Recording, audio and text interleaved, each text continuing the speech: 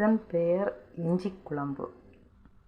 சாப்பிட்டு முடித்த பிறகு சிலருக்கு ஒரு ஏப்பமாக இருக்கும், ஜீரணம் ஆகவில்லை, தொண்டை ஒரு மாதிரி இருக்கும். அப்படிப்பட்டவர்களுக்கு இந்த இஞ்சி குழம்பு சாப்பிட்டு முடித்து கடைசியில் அந்த சாதத்தில் இந்த இஞ்சி குழம்பை ஊற்றி பிசைந்து சாப்பிட்டவுடன் அது உடனே நன்றாக ஜீரணமாகும். இதுக்கு தேவையான பொருட்கள் இந்த தேங்காவை நன்றாக வறுத்து எடுத்துக்கொள்ளவும், இஞ்சியை நன்றாக வறுத்து எடுத்துக்கொள்ளவும், கடுகு, வெந்தயம், மஞ்சள் தூள், உப்பு, கருவேப்பிலை, தேவைக்கேற்ற புளி கரைசல், மிளகாய்த்தூள், மல்லித்தூள்.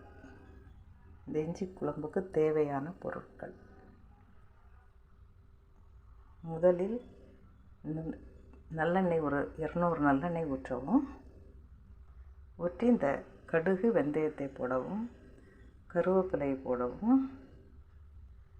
மறுபடியும் இந்த வறுத்து அரைத்து வைத்திருந்த 2 பொருளையும் நன்றாக அரைத்ததை அந்த தாளிப்பில் போட்டு கொஞ்ச நேரம் வதக்கணும். வதக்கி நன்றாக வதக்கிய பிறகு மல்லித்தூள், மிளகாத்தூள் போட்டு கொஞ்ச நேரம் அப்படியே வதக்கி கொண்டே இருக்கணும். அந்த ஸ்மெல்லெல்லாம் போன பிறகு புளியை கரைத்து ஊற்றி தேவைக்கேற்ற உப்பை போட்டு நன்றாக கட்டியாக வேக விடவும். கட்டி ஆன உடனே அதை இறக்கி வைக்கவும். சாதத்தில் கொஞ்சம் அந்த இஞ்சி குழம்பை ஊற்றி சாப்பிட்டா உடனே நன்றாக வயிறு நல்லா வலியும் எந்த பாதிப்பும் இருக்காது, நன்றாக ஜீரணமாகும். இது ஜீரண சக்திக்கு உகந்த இஞ்சி குழம்பு.